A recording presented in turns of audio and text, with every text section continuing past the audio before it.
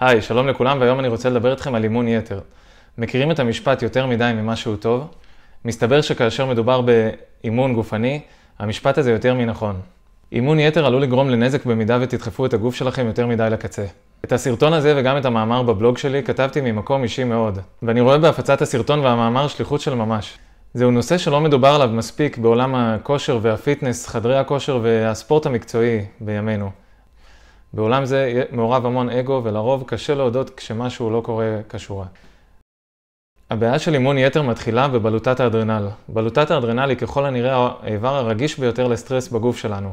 כאשר אנחנו מתאמנים לעתים קרובות מדי ובאופן תכוף מדי, בלוטת האדרנל תעבוד שעות נוספות ובווליום גבוה יותר ממה שהיא מסוגלת, בניסיון לבסט רמת תפקוד תקינה אל מול הלחץ המופעל על הגוף. כאשר אנחנו מתאמנים בדופק גבוה מדי באופן יומיומי, בלי להחזיר לגוף מנוחה מתאימה ולתת לו תזונה מתאימה לאיחוי וריפוי הרקמות עד לאימון הבא, אנחנו מסתכנים בהגעה למצב שנקרא אימון יתר, כאשר אנחנו לא נותנים מספיק מנוחה לאורך זמן רב. אימון יתר הוא מצב בו מאגרי הורמוני הלחץ נשארים מרוקנים זמן רב מדי בגוף.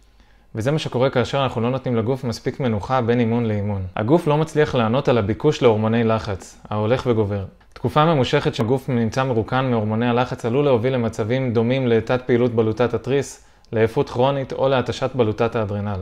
מאימון יתר סבלו לאורך ההיסטוריה לא מעט ספורטאים מקצועיים, כאשר המפורסם שבהם היה רונלדו לואיז נזריו דה לימה, או כמו שמכירים אותו בארץ, רונלדו הברזילאי, החלוץ האגדי של נבחרת ברזיל. אותם ספורטאים נאלצו לפרוש באמצע הקריירה כי הגוף שלהם לא הותיר להם ברירה. נכון שרונלדו הברזילאי היה בשלב מאוחר בקריירה, אך הוא פרש כתוצאה מאימון יתר.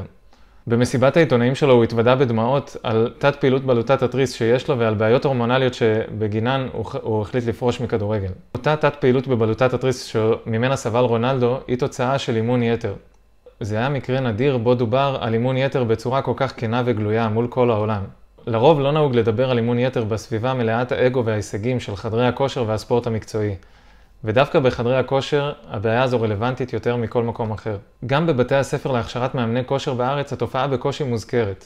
לרוב המאמנים לומדים בקורס את גישת ה-No pain, no gain, שאומרת שאם אתה לא דוחף את הגוף לקצה, אתה בחיים לא תגיע להישגים. איך ניתן לפתור מצב של אימון יתר? קודם כל, לתת לגוף מנוחה והרבה. זו הדרך היחידה בה תינתן לגוף הזדמנות אמיתית להחלים. מקובל לחלק את תסמונת אימון יתר לשלושה שלבים.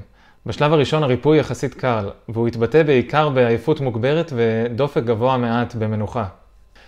כדי להירפא משלב אחד נצטרך בעיקר לנוח, ולתקופה לא מוגדרת שהספורטאי אמור להרגיש אותה בעבודה עם הצוות המטפל או עם הרופא המטפל, אם לא מדובר בספורט מקצועי. שינה איכותית וטובה ותזונה עשירה בנוטריאנטים יהיו הגורמים התומכים בהחלמה מאימון יתר, בכל השלבים.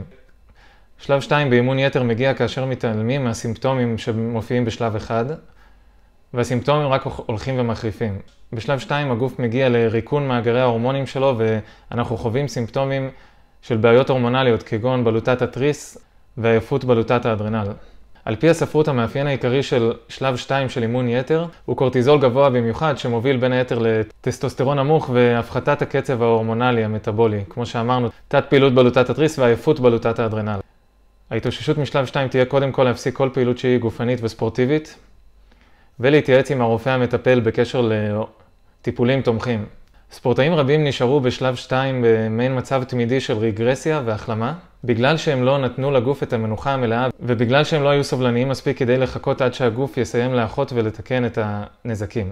בלי תיקון שורש הבעיה יכול להיות שהשיפור לא יגיע לעולם, וזה גם מסכן את הספורטאי להגיע לשלב 3 של אימון יתר. שלב 3 של אימון יתר הוא שלב קליני, אותו ניתן יהיה להבחן כבר על ידי רופא בבדיקות הדם, וזה שלב שאסור להקל בו ראש. בגלל הסטרס הכרוני ורמות הקורטיזול הגבוהות שנפרסו לאורך זמן רב מדי, נוצרת פגיעה בכל מערכות הגוף. דופק גבוה, פציעות תכופות מדי, כאבי שרירים, פגיעה משמעותית באיכות החיים בגלל מצב הרוח, ובגלל תנודות הורמונליות תכופות שמשפיעות ישירות על מצב הרוח. בשלב 3 של אימון יתר יהיה צורך בטיפול חיצוני, ורופא ספורט טוב אמור לדעת להבחן ולטפל במצב זה. חובה להיעזר באיש מקצוע. חזרה ליכולת ולרמות ביצועים קודמות יכול להיות תהליך ארוך שיקח חודשים ואפילו שנים. כמובן שיש להפסיק את כל האימונים ולהיעזר בצוות המקצועי. תזונה מפחיתת דלקתיות ושינה טובה יסייעו לספורטאי להחלים ולבנות מחדש. החדשות הטובות הן שעם הטיפול הנכון והמתאים, ספורטאים רבים בעבר יצאו ממצב של אימון יתר, גם משלב 3 של אימון יתר. חשוב להיעזר ברופא מיומן, רופא ספורט או מטפל ספורט מיומן, ויתרה מכך לכל אורך השלבים של אימון יתר צריך לדעת תמיד להקשיב לגוף. באופן אישי אני מאמין שאף פעם לא צריך לעשות יותר ממה שהגוף מסוגל אליו. כאשר אנחנו דוחקים בגוף לצאת מעבר לקצה גבול היכולת שלנו, אנחנו מסתכנים מדי פעם ואנחנו צריכים להבין את הסיכונים האלה ואת ההשלכות שלהם. כל אחד ואחת צריכים להכיר את הגוף שלהם.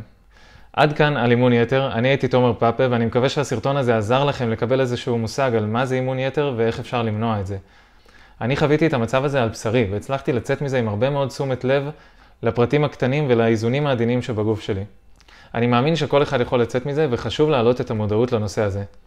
ככל הנראה בעבר כשהתאמנתם לא דיברו איתכם הרבה על הנושא הזה, וגם אם כן לא נתנו לכל הנושא של אימון יתר את תשומת הלב הראויה.